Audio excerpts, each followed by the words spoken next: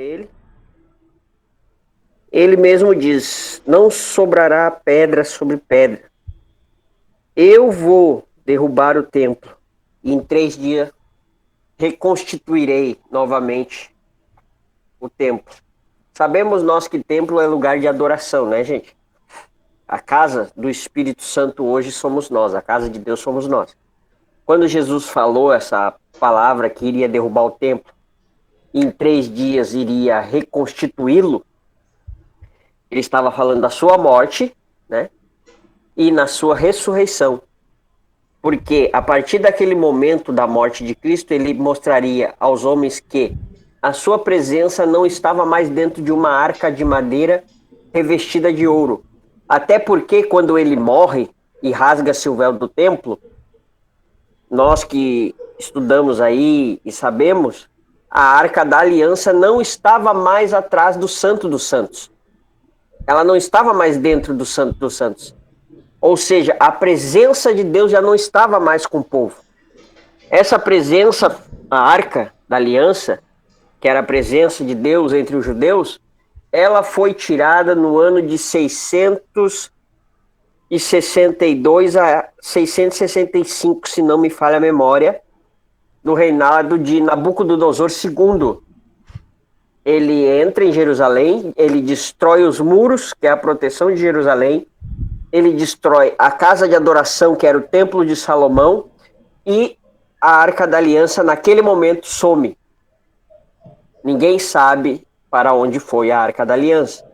O último profeta que cita a Arca da Aliança é o profeta Jeremias. E depois dali não vemos mais se falar na Arca do Concerto. E só vemos a Arca ser renovada na morte de Cristo.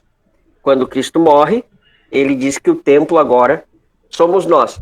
A verdadeira adoração é aquela que vem da alma, né, gente? Aquela que sai de dentro. A verdadeira adoração, se nós formos ver no Antigo Testamento, levitas, né? A gente hoje, um cantor cantou na igreja é levita, um músico tocou é levita. Se a gente vai para o Antigo Testamento, um levita, se ele não soubesse cantar como deveria, se ele não soubesse tocar como deveria, ele não fazia parte do coral, gente. Hoje em dia, temos igrejas, claro, não estou aqui desfazendo de nenhum irmão, não é isso. Mas hoje em dia, tem igrejas que colocam qualquer pessoa para cantar, ou qualquer pessoa para tocar. Toca, vem cá, vem tocar junto com nós, vem cantar junto, pode cantar. Aí a pessoa chega lá na frente, canta desafinado, canta fora de ritmo, canta fora de tom, e aí ainda sai dali e diz assim, é para Jesus. Gente, se Jesus aceitasse qualquer tipo de adoração, qualquer tipo de oferta, ele tinha aceitado a oferta de Caim. Não é assim? Se ele aceitasse qualquer coisa, ele tinha aceitado a oferta de Caim. Então, a nossa oferta tem que ser dada de coração. E a perfeita adoração. Né? Então, se esforce, gente. Se você é músico, se você é levita, se você é pregador, seja o que for na casa de Deus, até para varrer. Se esforce, faça o seu melhor sempre. Porque para Deus tem que ser o melhor. Outro ponto interessante aí que eu queria ressaltar é que hoje em dia todo mundo pode se denominar levita, pelo menos isso está na moda. Mas antigamente levita era aqueles que faziam a parte ali da tribo de Levi, né, irmãos? Então eles tinham ali as suas peculiaridades também, o que muitas das vezes difere. Irmão, eles eram separados. Sim. Eles não se misturavam. A tribo de Levi era a única tribo que não se misturava durante o ano, gente. E cada coisa que cada um fazia, específica, cada um ficava no seu canto. Se você toca, você fica pro lado. Se você canta, você fica pro lado. Se você mata o cordeiro para dar oferenda, você fica do outro lado. E o sumo sacerdote tinha que se separar o ano todo. Então, se a gente vai estudar mesmo, o livro de Crônicas ali relata, se não me falha a memória, Crônicas, relata como funcionavam os levitas. Então, se você não sabia cantar, se você não sabia tocar, você podia ser da tribo de Levi, mas você ia fazer outra coisa. É isso aí. E a gente tem, deixa eu abrir o chat aqui, a gente tem até muitos comentários, na verdade. Uma curiosidade da Carol é o que aconteceu com a Arca da Aliança. E aí ela coloca assim, eu sei que não tem nada a ver com o tema, mas se vocês puderem responder no final, claro que tem a ver com o tema, até porque o irmão William já começou ali falando sobre a Arca da Aliança, né? E aí a Ana Lívia também coloca uma observação sobre os levitas, dizendo que os levitas faziam muitas coisas, né, muitos cargos que muita gente não gostava de fazer. Na verdade, até os levitas eles não tinham, entre aspas, aquela herança, né? A herança deles era o Senhor, conforme o Senhor mesmo diz para eles. Hoje em dia as pessoas gostam de ser levitas, mas do jeito deles, né, gente? Então, existem algumas características aí muito importantes. Mas, irmão William, o que aconteceu com a Arca da Aliança? Tira essa dúvida aí da nossa irmã Carol. Carol, o negócio é o seguinte, quando eu souber eu te aviso. E tem muitas teorias, né? Tem teorias que dizem que no momento que Nabucodonosor entra dentro da Babilônia, uma das teorias, né, diz que o profeta Jeremias pega a Arca da Aliança e diz que vai para o porão do antigo templo, que era cheio de túneis, né? E hoje esses túneis ficam lá na mesquita em Jerusalém, né? Esses túneis ficam abaixo da mesquita em Jerusalém. Porém, ninguém deixa escavar, ninguém deixa fazer pesquisa, ninguém pode fazer nada. Que daí pode ofender os muçulmanos, porque é um território muçulmano, e lá tem mais duas religiões junto. Então não pode se fazer escavação embaixo do templo. E tem várias outras, tem uma que diz que está na Turquia, outra que diz que está na África, e tem várias correntes aí. Então não tem como nós sabermos aonde está a Arca da Aliança. O problema... Já respondo, Poliana. Carol, e assim, ó, eu não sei se vocês já sabem, o terceiro templo já está sendo projetado, tá? Esse terceiro templo é onde o falso profeta, a besta e o anticristo, né, irão se assentar. Esse terceiro templo já está sendo planejado. A menorá já está pronta, né? A menorá, para quem não sabe, é o candelabro lá de 7 velas. A mesa dos pães está pronta, toda de ouro, a menorá de ouro.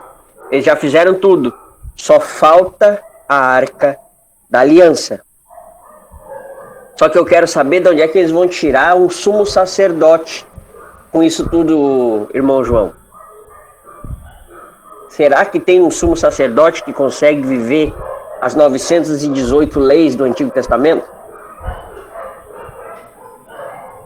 Para fazer de novo o sacrifício na Arca da Aliança? E outra, não existe outra Arca da Aliança, existe uma. Se eles não conseguirem essa arca, então não vai existir novamente, né? Aí um terceiro templo. Pode falar, irmão João. Não, e respondendo a sua pergunta, as pessoas não estão conseguindo viver nenhum tempo da graça, querem tirar o tempo da lei nos dias de hoje, né? Então pode esquecer aí desse sumo sacerdote. Você falou sobre algumas teorias, eu estou lendo aqui. Uma dessas teorias, né, vai dizer que antes de desaparecer, a arca ela era guardada no Templo de Jerusalém, erguido ali no reinado de Salomão, no ano de 642 a.C. E para proteger a arca de uma possível invasão ao templo, o rei Josias teria mandado escondê-la, mas nenhum vestígio da arca foi achado em Jerusalém ou em qualquer cidade ali próxima. Então, conforme você falou, é um dos muitos, né, uma das muitas possíveis coisas que poderia ter acontecido com ela. Aí já podemos responder a pergunta da Poliana. Ó, ela perguntou aqui: quem construiu a Arca da Aliança? Foi algum profeta? E aí? Quem foi? Essas medidas todas, na verdade, foram dadas a Moisés, se eu não me engano. Pode me corrigir se eu estiver errado, irmão João. Que hoje É eu não isso tô aí, tá com, certo. hoje eu não tô com meu aluno aqui. Mas não foi Moisés que construiu, não, viu, gente? Ele tava só com as tábuas. Isso aí foi bem mais à frente. Aí veio Josué e Caleb, também não construíram, mas eles tinham tudo na mão. Aí veio o rei Davi, né? E ali começou o projeto do templo para o Davi. Só que, porém, quem constrói o templo e a arca é Salomão. Aí nós vemos a construção da arca, que ela era revestida de ouro por dentro e por fora. Os querubins eram também de ouro maciço. E o mais interessante de tudo, gente, é que a arca ela era guardada no Santo dos Santos, como todos nós sabemos, dentro do templo de pedra, né, do rei Salomão. E a coisa mais interessante é que o local onde a arca era guardada era do mesmo tamanho da arca, vocês sabiam? Eles mediam o mesmo tamanho, só que a arca ficava dentro do Santo dos Santos. Olha aí, um milagre, né? Pode-se dizer. Como que a arca, sendo do tamanho do Santo dos Santos, ia caber dentro do Santo dos Santos? E os querubins, eles eram grandes, gente. Se eu não me engano, as asas dos querubins, eles mediam aproximadamente 10 metros. O querubim era maior que a arca em si, era maior que a caixa, os querubins. Aí você imagina. Mais alguma pergunta? Fala, Eu Carol. posso colocar. Então, eu achei uma imagem da Arca da Aliança na internet, tipo assim, que eles fizeram. Eu posso colocar aqui Pode. pra mostrar?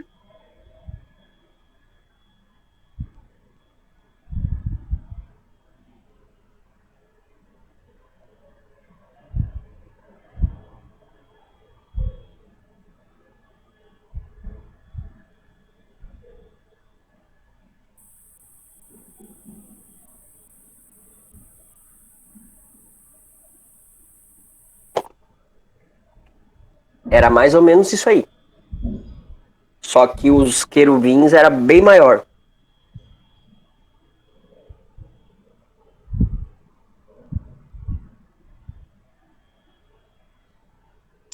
E são tipo eles fizeram um modelo como seria mais ou menos, né? Isso, isso. E o que era guardado? Ah, muito interessante. Eram guardadas as 4 tábuas da lei, o maná, que caiu no deserto, um pote de maná, e junto a vara de Arão, que floresceu no deserto. Ah, mas como assim as 4 tábuas da lei? Vocês lembram que primeiro Moisés escreveu, né, em tábuas de madeira. E ao descer do Monte Sinai, ele encontra seu irmão Arão, juntamente com o povo, profanando novamente o nome de Deus. Fizeram um bezerro de ouro para adorar. Ou seja, não esperaram Moisés descer com as tábuas, e naquele momento que Moisés desce do Monte Sinai, ele quebra as primeiras 2 tábuas da lei que foi escrita por ele. Tábua de madeira. E para recompensar de novo, né? Moisés sobe a segunda vez ao Monte Sinai e Deus, com a sua própria mão, escreve os mandamentos em tábuas de pedra. Ou seja, as 2 pedras, ou melhor, as 2 tábuas que foram quebradas antes e as tábuas de pedra com os mandamentos estão dentro da arca, juntamente com o maná que o povo ganhou no deserto, né? Como a gente sabe, que o maná sustentou o povo no deserto, e o cajado de Arão, né? Que floresceu aí, que deu a amêndoa, se eu não me falha a memória, era uma vara de amendoeira. E essa vara de amendoeira, gente, para vocês verem que interessante, nós vamos ver a descrição dela também no livro de Jeremias, quando Deus retoma e faz um reconciliamento com Jeremias. Lá, se eu não me falha a memória, no capítulo 11 de Jeremias, aparece novamente a vara de amendoeira. Eu acho que por enquanto é isso. Alguém mais tem alguma pergunta? Vocês querem dar opinião? Vocês ficam à vontade, gente. Nós estamos aqui para bater um papo legal. Apesar que hoje é só eu, né? Então, assim, o que eu achei interessante, eu não sabia que a arca era tão grande. Na minha mente, eu achei que era tipo uma caixa. Não era tão grande assim quanto você falou. Então, agora que eu fico pensando, que tipo, se ela é bem grandona, o interessante é como é que ela foi desaparecer. Ela não era muito grande, não. A caixa, a caixa em si não era muito grande. Ah, entendi. Você falou, mas que ela era bem grandona. O Carol, aqui, ó, tem uma informação interessante sobre a Arca da Aliança. Só um pouquinho, só deixa eu terminar, encerrar. As descrições falam numa caixa de... Eu peguei na internet, tá, gente? Porque eu não lembro de cabeça. 1,25 m de comprimento por 75 de altura e largura, na qual era encaixadas 2 varas nas argolas, né? Também cobertas de ouro, usadas para transportar a arca. E também sabemos que ninguém podia tocar na arca, a não ser o sumo sacerdote, né?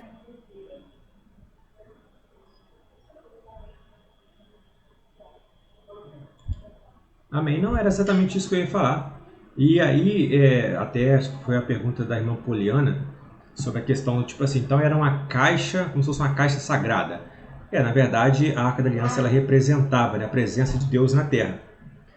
Então, e o interessante é que ali naquele período também foi feito o tabernáculo, né? Se a gente for ver também, Deus ele vai dando as diretrizes para que pudesse ser ali construído o tabernáculo. E tem até na internet um vídeo bem interessante dessa construção do tabernáculo. Depois a gente pode até ver lá direitinho, porque a ilustração é bem interessante. Mas é isso, gente. A Arca da Aliança ela representava, sim, a presença de Deus aqui na Terra. E era basicamente isso daí que o nosso irmão William falou também, na questão das suas medidas. Sim, irmã Poliana, aqui, ó. Ela perguntou se a arca ainda existe. Ninguém sabe para onde é que foi, irmã Poliana. É que nem o corpo de Moisés. Cadê o corpo de Moisés? Né? Ninguém sabe onde é que tá. É a mesma coisa a Arca da Aliança. Tem gente que diz que ela foi tirada da terra, assim como o Jardim do Éden. Né? O Jardim do Éden ninguém sabe onde é que ficou, onde é que foi, para onde é que fim levou. A Arca da Aliança é a mesma coisa. Até se achar, no momento, para nós ela ainda existe. Só que, porém, agora a arca já não faz mais sentido. Porque Cristo já veio e é a nossa nova arca por onde nós temos que entrar. Teve a primeira arca, que foi a Arca de Noé, que foi salvo o planeta ali. Depois, a segunda arca foi Cristo. E a terceira arca, na verdade, somos nós, porque quem carrega a presença de Deus agora é a gente, né? Então, outra pergunta aqui da Ana Lívia. Ninguém poderia tocar na arca por conta do pecado? Sim, provavelmente. Ninguém poderia. Até temos um relato de um soldado que foi segurar a arca e foi fulminado, né? Foi queimado. Não podia. Quem podia tocar era só os sacerdotes e o sumo sacerdote, na época. Então, muitas vezes aí sim, por causa do pecado, Ana Lívia. Eu acho que o sacerdote podia tocar por causa que ele passava por um ritual de purificação, não é isso? Exatamente. Yom Kippur se chamava, se eu não me engano, esse ritual de purificação.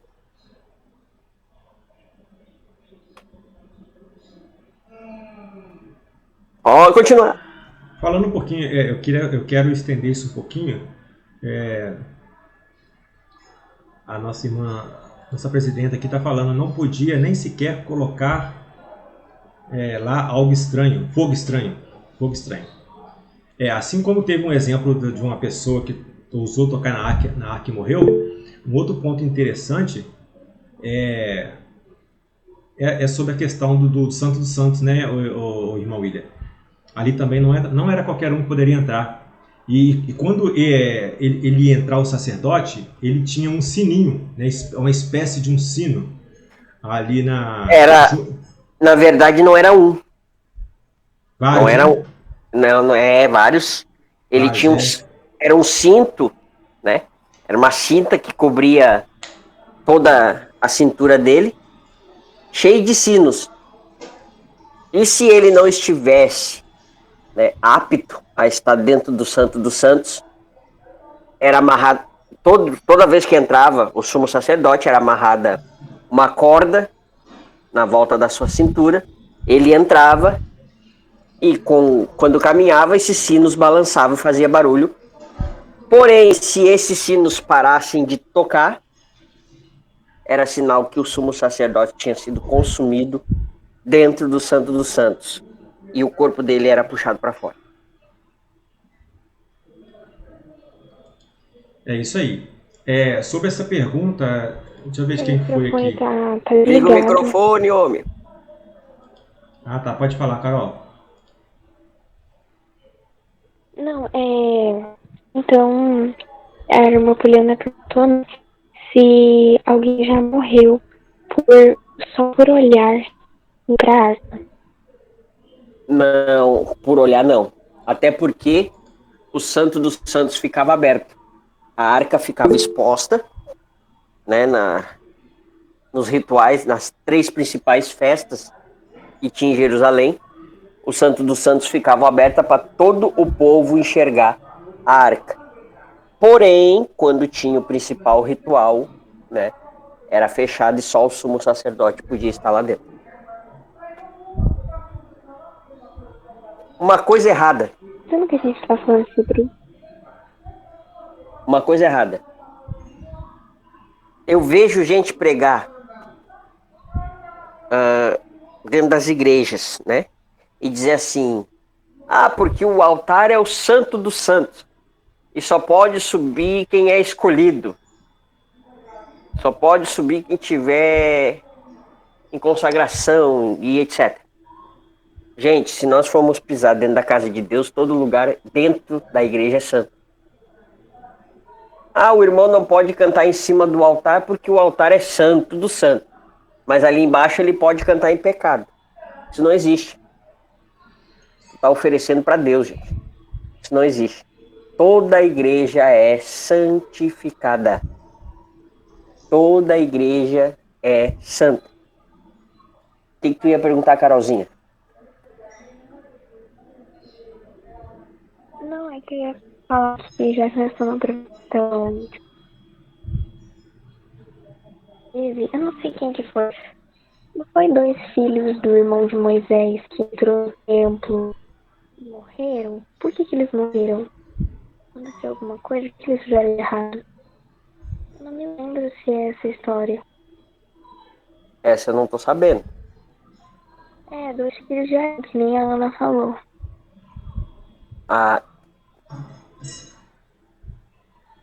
Os 2 filhos de Arão, eles estavam em pecado. Por isso. E eles entraram no templo? Sim, e foram mortos, fulminados. Assim como todos que tocassem na arca. Não pode. A arca representava a presença viva e real de Deus. Tanto que botaram juntamente ao lado da estátua, acho que eu não lembro se era do Nabucodonosor, a estátua, agora me falha a memória, mas a estátua amanhecia, um dia ela amanheceu sem cabeça, no outro dia ela amanheceu sem os braços, e no outro dia ela amanheceu toda no chão. Então, ou seja, a presença de Deus, ninguém é maior do que a presença dele. Ninguém pode fazer nada acima dele. Pode continuarem aí. Eu só queria fazer uma nota de rodapé aqui, sobre a pergunta que fizeram sobre olhar para a arca, né?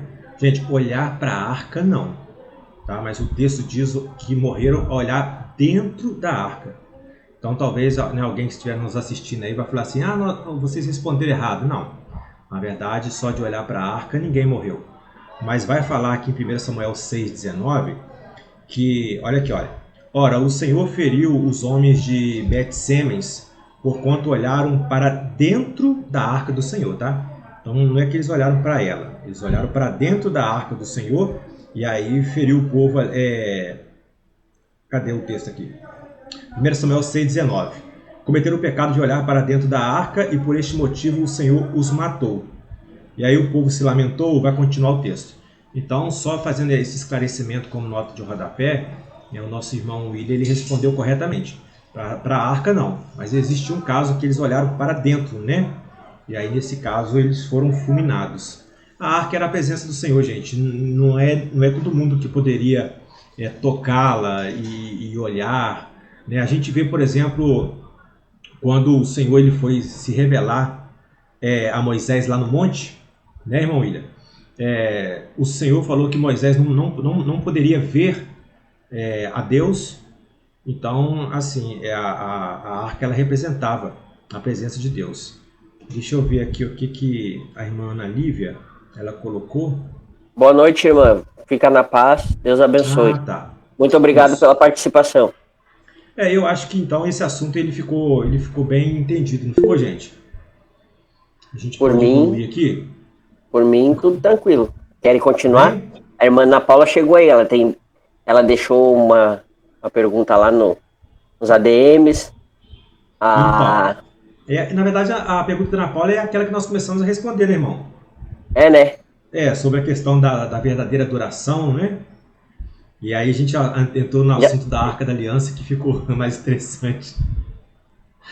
A gente já respondeu, irmã Ana Paula, perdeu. Ela assiste depois o podcast. Isso. Amém. E aí... Amém? Amém. Amém. Aí a Poliana está falando que ficou bem esclarecido. Nós temos uma pergunta aqui também, que foi até a Carol que fez. É um texto de João 15,16, que vai dizer assim, deixa eu ler aqui para ajudar vocês. Vai dizer assim o texto, olha. Não me escolhestes vós a mim, mas eu vos escolhi a vós, e vos nomeei para que vades e deis frutos, e o vosso fruto permaneça, a fim de que tudo quanto em meu nome pedirdes ao Pai, ele vos conceda. Talvez ela pode até complementar aí, de repente, alguma coisa que ela gostaria de perguntar sobre esse versículo. É isso mesmo, Carol? Tô certo? Esse versículo. Eu queria saber, então foi Deus que nos escolheu, né? O que Jesus diz aqui?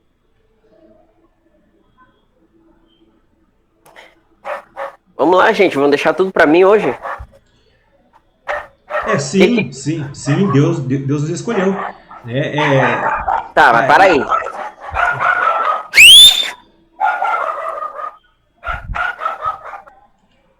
Deixa o cachorro latir, ele tá querendo participar, irmão. Quer boia. Já tá com a barriga cheia, vai dormir. Gente, peraí, vamos com calma. Irmã Ana Paula, você tem alguma opinião quanto a isso? Sobre a verdadeira adoração? Não, essa aí já passou, irmã. Essa aí nós já matemos no peito. A senhora largou picando, nós matemos no peito e fizemos gol já. Aleluia. Não, a pergunta da irmã Carol. Eu não ouvi direito o que ela falou, não. Tá. A pergunta sobre João 15,16. É Deus que nos escolhe ou nós escolhemos a Deus? Deus que nos escolhe com toda certeza. Quem seríamos nós para saber a plenitude do Senhor e conhecer o seu poder? Porque eu não acredito que, louvado seja Deus, se ele entregou o seu filho unigênito para morrer por aqueles que ainda haveriam de nascer, para que nós viéssemos ter oportunidade de ter o nome escrito no livro da vida, com toda certeza é o Senhor que nos escolheu e chamou. É isso mesmo, irmão João? É isso aí, Deus nos escolheu. É claro que aí, gente, aí a gente para por aí, tá? E agora, José?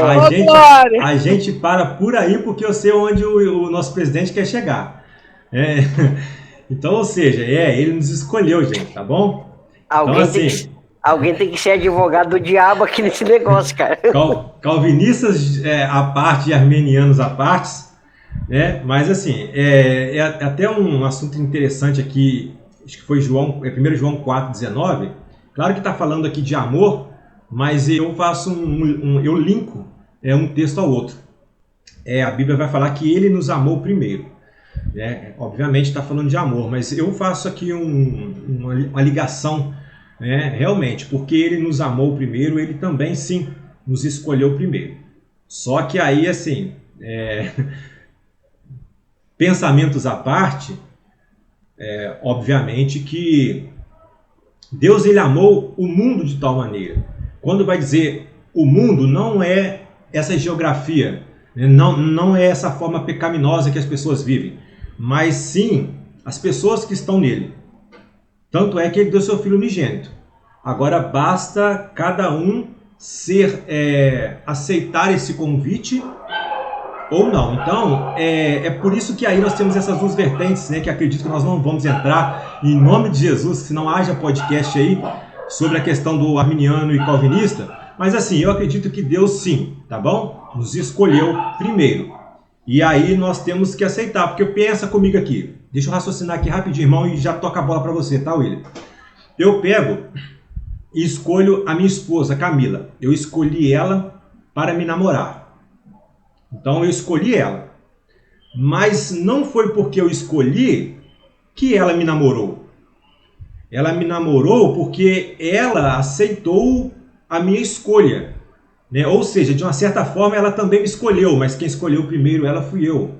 Então assim, eu caminho muito nessa linha de raciocínio.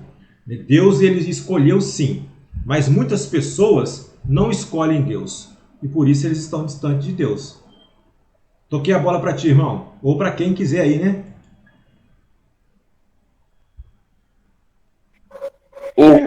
Então... Pode perguntar, Carol. Depois eu falo. Eu ia falar assim. Então, deixa eu ver se eu entendi. Então, tipo assim, foi Deus que nos escolheu. Ele escolheu nós. Porém, cabe a gente escolher, tipo assim, aceitar o convite dele, né? É tipo isso? Cabe a nós decidir viver com ele. Irmã, antes do irmão William aqui dar a lapidada nessa resposta, porque assim, eu acho que mostrar, a gente pode mostrar as duas vertentes, né? Porque o calvinismo, a teologia criada ali por João Calvino, ele vai dizer que Deus escolheu e ponto final. Então Deus te escolheu, de uma forma ou outra você vai aceitar a escolha de Deus em um momento ou outro e ponto final. E tem pessoas que Deus não escolheu. Essa de uma forma bem grossa e abrupta, é a ideia de João Calvino. Dentre muitas, mas eu estou aqui sendo bem sucinto. E tem já o Jacó Armênio, vai dizer que sim, Deus ele escolheu a todos nós, mas basta também nós aceitarmos a sua escolha. Tá bom? Então você que está aqui, aceitou Jesus e você é crente, significa que Deus te escolheu e você também escolheu ele, você aceitou a escolha que ele fez por você. E quem, por exemplo, não aceitou Jesus e não é crente, Deus o escolheu de uma certa forma, Deus o amou, primeiro, mas ele não fez a escolha por Deus, então por isso ele está distante de Deus. É isso, irmão William, ou você pensa diferente? Olha, como é que eu vou explicar isso, gente? Vocês são, olha, foi Ó, rascado hoje. a Carol e a Sara não entram com as duas, tá? É só resposta para derrubar pregador. Primeiro eu vou dar a justificativa aqui, a nossa presidente teve que se retirar, estava com dor de cabeça e ela foi descansar, tá, gente? Só deixando aqui o relato. Vamos voltar ao tema. Então, sou eu que escolho ou Deus me escolhe? E aí? E agora?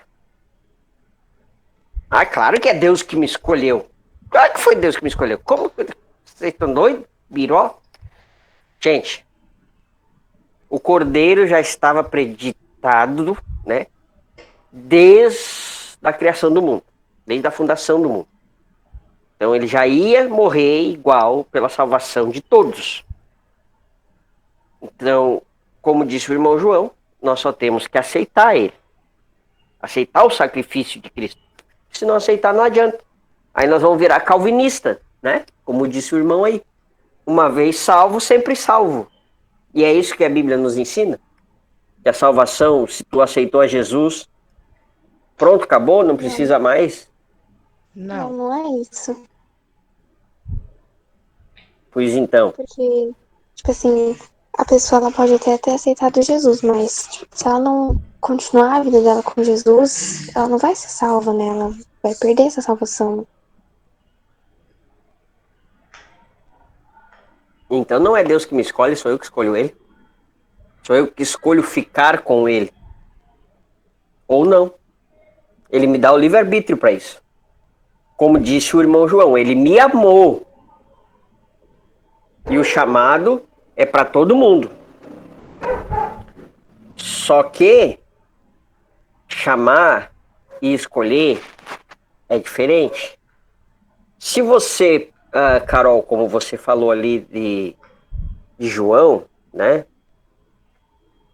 15:16.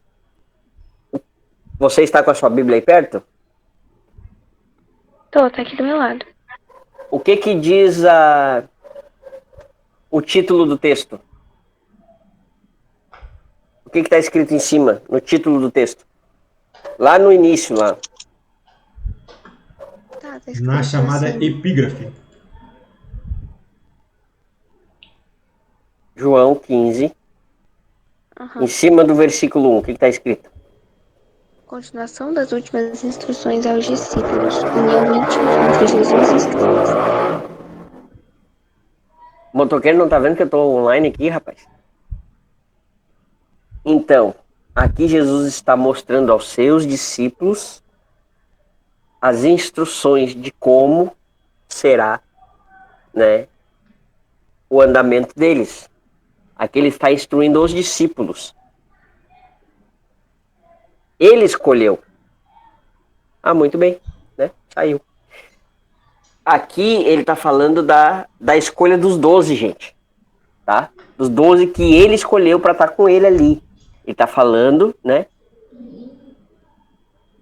Ele está falando da escolha dele para os discípulos. A mesma coisa acontece equivocadamente em outros textos, né? Tipo, Mateus 24. Deixa eu ver aqui, Mateus 24. Enquanto você está procurando aí, irmão, tem também Efésios 1, quando vai falar que antes da fundação do mundo, Deus nos escolheu nele para sermos santos e irrepreensíveis diante dele. Sim. Mas aí nós temos que estar nele, né? Como diz aí. É o que eu falei, né? Ele nos escolheu sim, mas nós temos que escolhê-lo de alguma forma. Exatamente. É que nem outro texto que nós lemos equivocadamente e pregamos nas igrejas. Mateus 24, do 15 ao 28. Que fala, o sermão continua, a grande tribulação. Ali, ele está falando para os judeus. Do 15 ao 28, ele está falando para os judeus, gente. Ah, mas como isso? Eu provo. Os judeus ainda guardam o sábado, e ali o Senhor Jesus ainda diz assim: torçam, né? Orem para que a fuga de vocês não aconteça no sábado, né? Ou como é que é mesmo o resto do texto?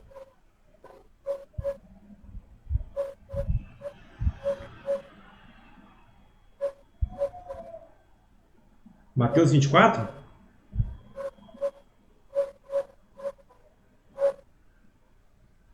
Orai para que a vossa fuga não aconteça no inverno e nem no sábado. O inverno judaico, gente, é frio, porque lá neva no inverno, tá?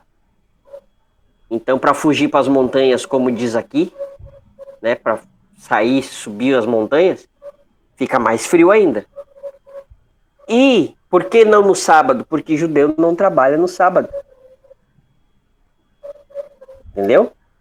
Então tem coisas ali que não servem para a igreja hoje. A gente fez um podcast e relatou isso. Foi no podcast de perguntas, né, irmão João? Correto. Então, nós temos que estar atento, porque muita coisa, gente, é discernimento de leitura. Coisas que servem para nós e coisas que não cabem a nós. Aqui vai servir como um alerta para a igreja. Porque se isso aqui já estiver acontecendo, o arrebatamento está próximo. E a igreja vai ser arrebatada e os judeus ficarão. Então temos que abrir os olhos, né? Como tudo já está se encaminhando aí, se ordenando para isso. E voltando ao assunto. E aí? Então, a chamada para todos. Deus escolheu a todos, como nós vimos aí. Porém, a escolha vai se permanecermos nele. Por isso Jesus diz, né? Aquele que quiser vir após mim, negue-se a si mesmo.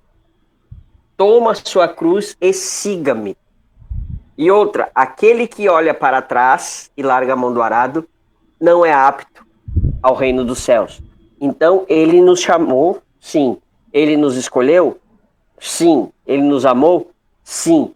Porém, o livre-arbítrio nos deixa perto dele e também pode nos tirar e nos afastar dele. Então tome cuidado, continue na presença de Deus, para que depois não venham, né, se entristecer nos últimos tempos aí.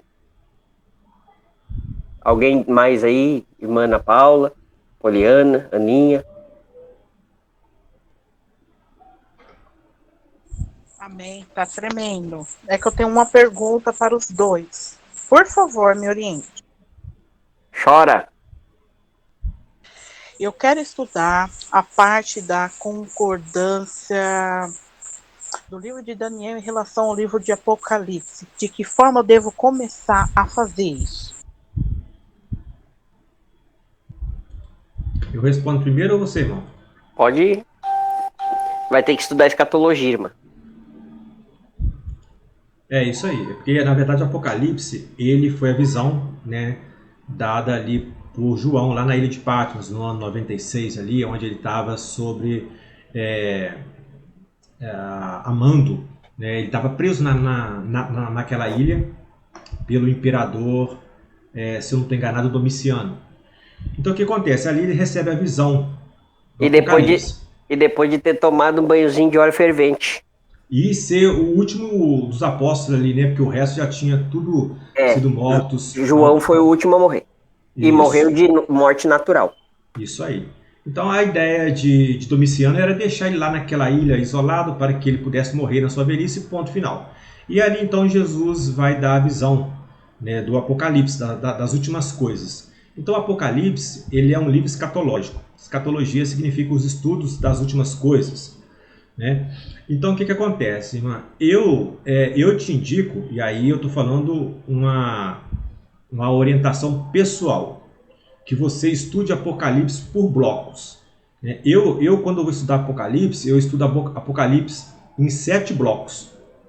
Então eu vou lendo de 7 em 7, né? Então eu vou lendo, 7, depois do 7 do 8, né, ao 14, depois do 14, 7, 14 e 22. Então eu leio 7, 7 e o terceiro 8. Na verdade é isso aí, Apocalipse são 22 capítulos. Então leia 7 capítulos em 3 blocos. Na verdade é isso. Dessa forma eu costumo ler. Apocalipse, gente, na minha opinião, depois o nosso irmão William pode dar a visão dele. Muita gente tem medo de ler Apocalipse. Eu particularmente não tenho. Apocalipse ele é um livro bem simples. Na minha opinião, ele é bem simples. Por quê? Porque o resumo de Apocalipse, qual que é? O resumo de Apocalipse é a igreja saindo triunfante.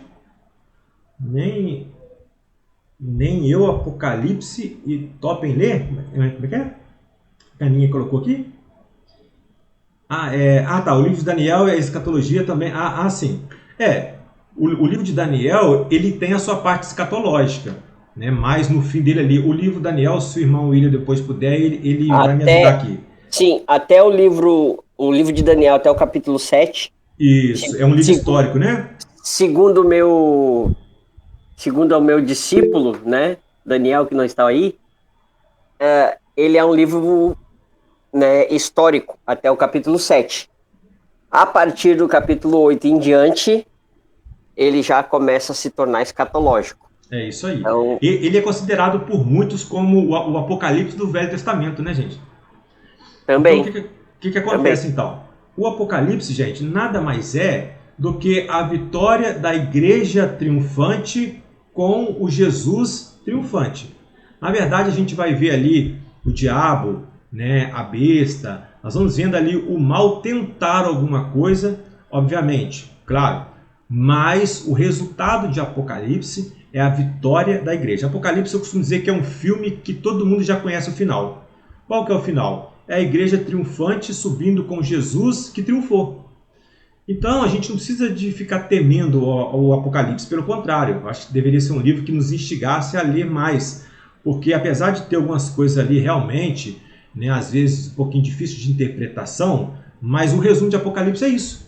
Então eu, quando leio Apocalipse, eu já li algumas vezes, eu leio assim, do 1 ao 7, do 8 ao 14 e depois do 15 ao 22. Então eu oriento você também, irmã, a ler dessa forma. Não sei o que o irmão William vai dizer, porque o nosso irmão William aqui, ele é de um gabarito maior, né? Aí já é um nível mais acima. Então o que você pensa, irmão? Qual é a sugestão que você daria aí para nossa irmã Ana Paula? Irmã Ana Paula, deixa para fazer um curso de teologia, porque os livros escatológicos são os últimos. Amém. Glória a Deus por isso. Mas assim, ó, a senhora tinha feito essa pergunta já. Lembra? Se eu não me engano, está no podcast de perguntas. A pergunta da irmã. Daniel, capítulo 8, se eu não me falha a memória, foi o que tu perguntou. E nós ali demos uma esmiuçadinha. Que ali ele se refere à besta, né? Que emerge da terra. E a outra besta que emerge do mar. E em seguida, vindo ali...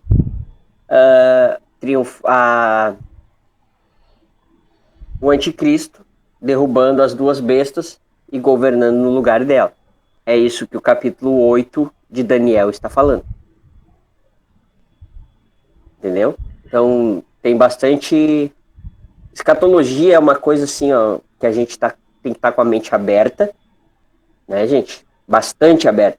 A teologia em si, a mente tem que estar aberta.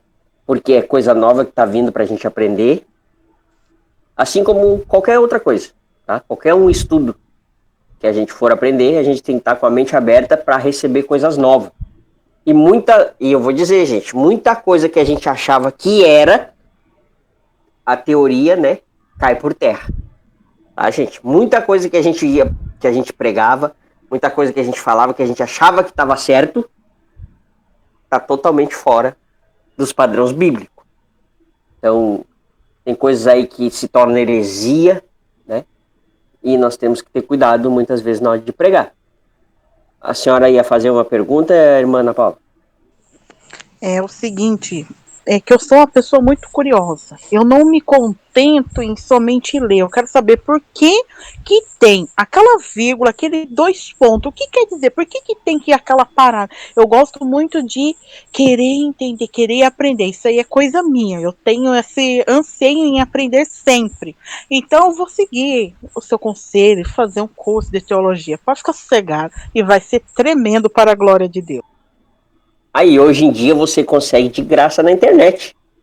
Viu? Hoje em dia aí, as pessoas só não aprendem porque não querem. Hoje em dia tá tudo na mão. É aí que tá, né? Só que eu digo assim, porque como assembleiano, né, gente? Quando eu comecei, assembleiano é fechado. Né? Não, é isso aqui, pronto, acabou, deu. É o que tá escrito, acabou. Gente, tem coisas que a gente aprende no curso que não tem nada a ver com o que é pregado. E você, eu sei por mim, você começa a ir nas igrejas, você começa a ir nos cultos, e você começa a perceber e notar mais as pregações. E não vai ser para qualquer coisa que você vai dar glória a Deus. E tem muita coisa que a gente vai aprender a interpretação e não vai dar glória a Deus para qualquer coisa. Então, abram a mente se vocês forem fazer um curso. A irmã Aninha aí começou. Não sei se ela chegou a se aprofundar. Mas é bem assim, a gente começa a ser mais...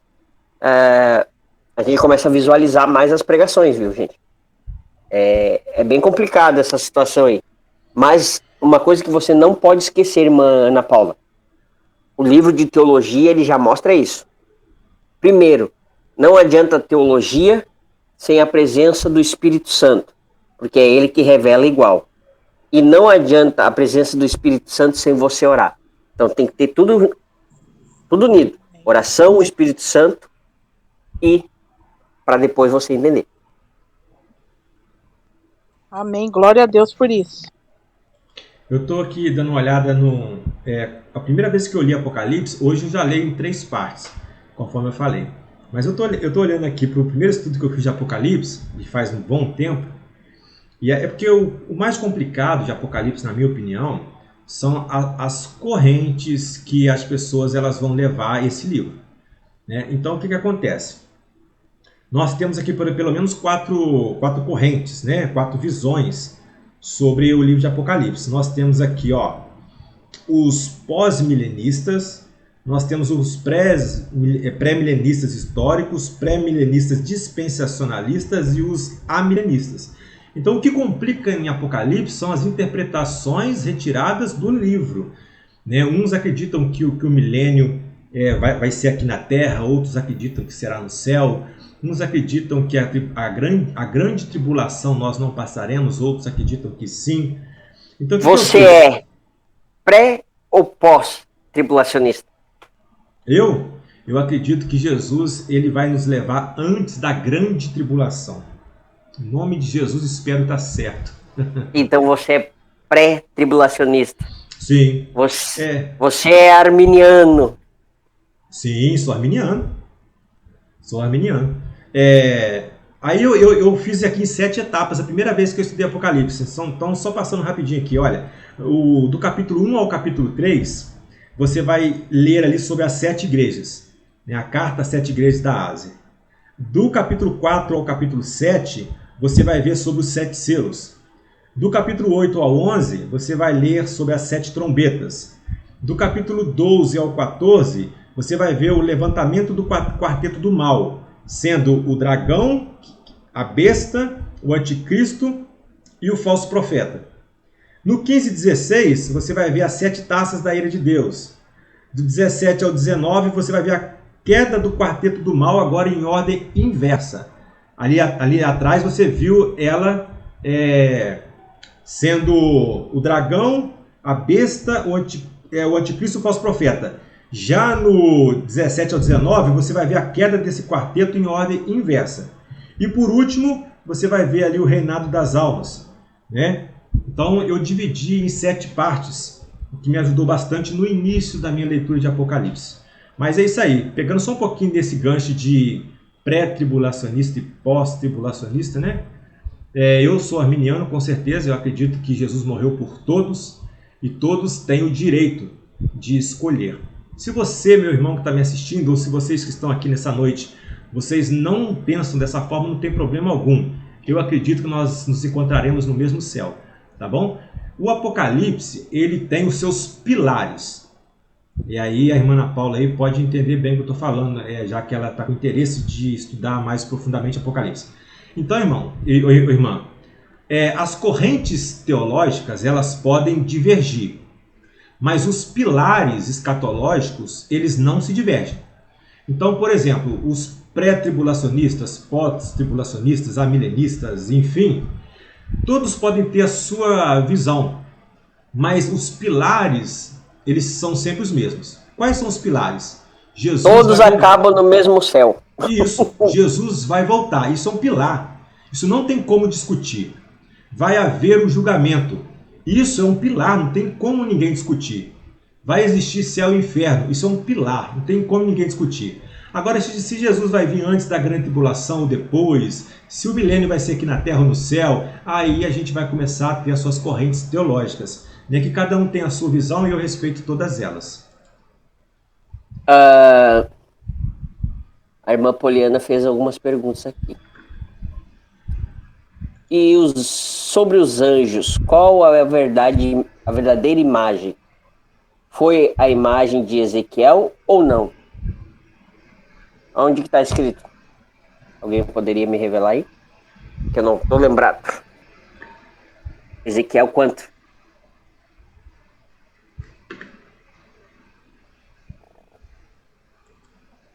Para ser sincero, eu não entendi muito a pergunta. A irmã Poliana aí, tá aí? Ela quer saber sobre a imagem dos anjos. Como eles são. Pelo que eu entendi, acho que foi isso. Irmã Poliana, é isso?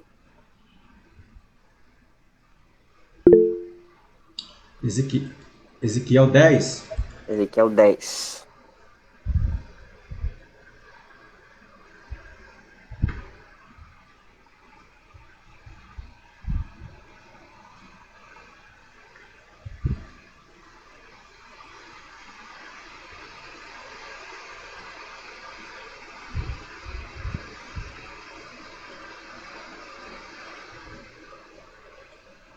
Ah, não, deve ter sido alguma visão. Com certeza, né?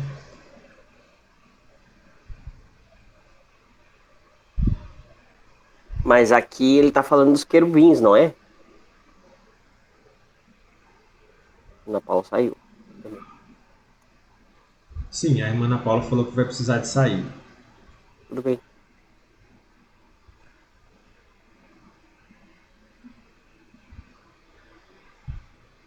Eu particularmente não estou lembrado desse episódio, não.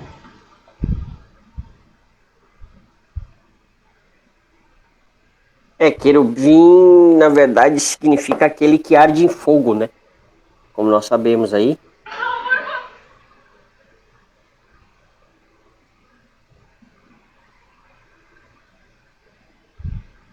Mas nós temos aí na angiologia, irmã Poliana, algumas divisões. Isso. Esse aí é os...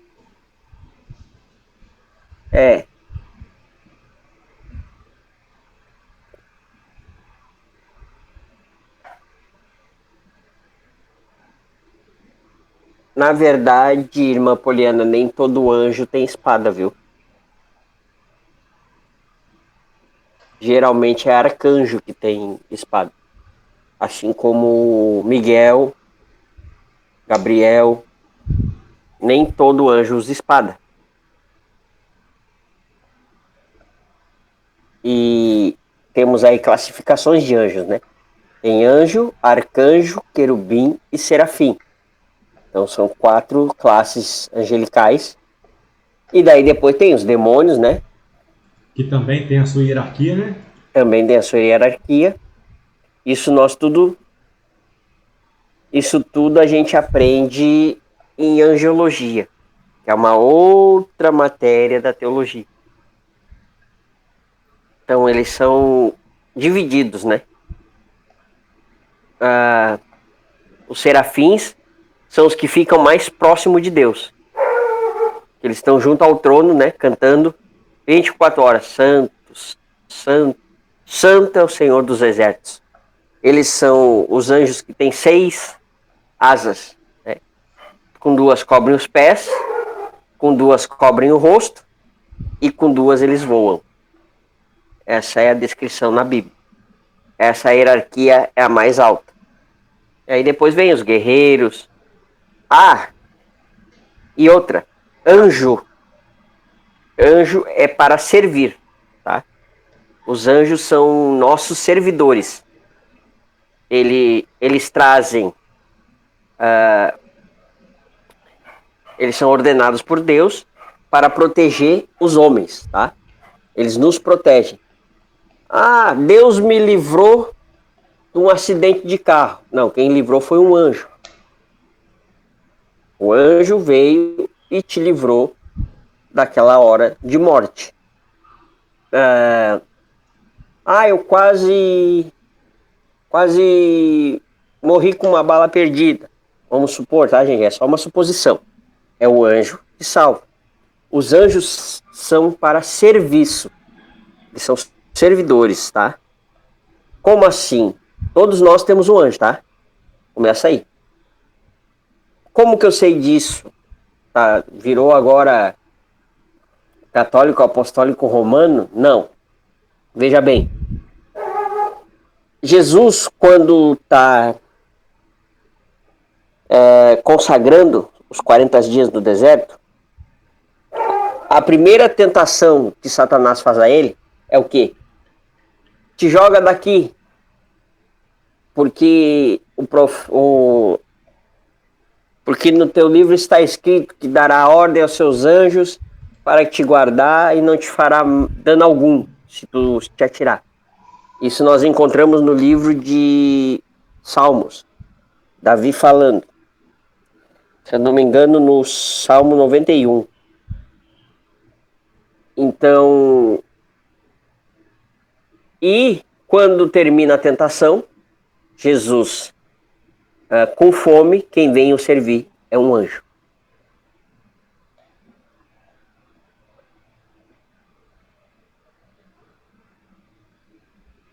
Isso aí, irmã. Tem anjo para todo tipo de situação. Cada um com seu trabalho. Cada um tem a sua determinada posição no céu e cada um tem o seu determinado trabalho. Irmão João, tá por aí? Tô sim. Mais alguma coisa? Eu acho que não. Acho que a gente pode terminar, não pode? Amém. Por mim. Obrigado pela presença, irmã Poliana. Irmão William também. Então tá bom, então vamos terminar. Eu vou aproveitar aqui então, não sei se a irmã ela pode fazer uma oração, talvez ela está com o microfone desligado lá, né? Mas se a irmã Poliana ela puder fazer uma oração, eu vou pedir que ela faça. E depois eu vou pedir o nosso presidente William para impetrar a bênção apostólica. Antes disso, eu queria só agradecer a todos que participaram aqui, alguns tiveram que sair, né, devido aos seus compromissos. Eu queria também agradecer você que está assistindo esse podcast, nesse bate-papo aqui onde nós abordamos muitos assuntos interessantes para abençoar a sua vida. Se você quiser fazer parte de um dos nossos grupos no WhatsApp, comentem, tá bom? Ou cliquem no link aí que vai ter no comentário, o primeiro comentário fixado, e você estará conosco participando dessa grande família. Tá bom? Muito obrigado a vocês que nos assistiram, muito obrigado também a Poliana que ficou até o final, e o nosso presidente William. Deus abençoe vocês, nós vamos fazer aqui a oração final com a irmã Poliana e a bênção apostólica com o nosso presidente William. Amém, a paz do Senhor. Então vamos orar. Senhor meu Deus e Senhor meu Pai, nós te agradecemos por esse momento tão grandioso em tua presença, a qual estamos crescendo em graça, em sabedoria e em fé. Pai, eu te agradeço, Pai, pela vida desses grandes homens de Deus que aqui estão, para nos ajudar a entender e a seguir fortificado perante a tua presença. Pai, nessa noite eu quero te apresentar a família de cada um que aqui passou, de que aqui esteve. que o Senhor possa visitar com bênçãos, com grandes vitórias. Em nome de Jesus. Amém e amém.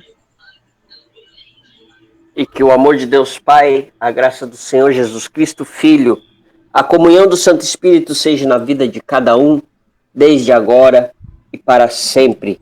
E a todos, um excelente podcast aí. Curte, comente, compartilhe com seus amigos e Deus os abençoe.